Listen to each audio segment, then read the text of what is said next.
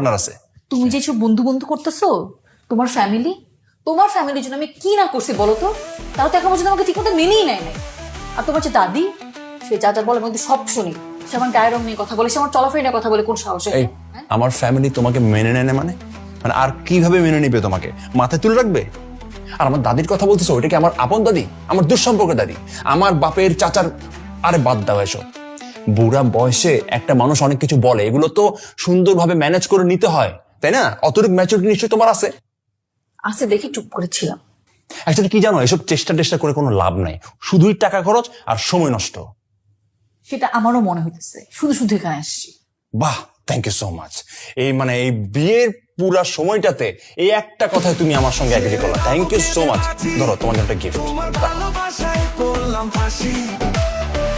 জীবন আমার একদম বাসি, ফাটা বাসের চিপায় কাশি।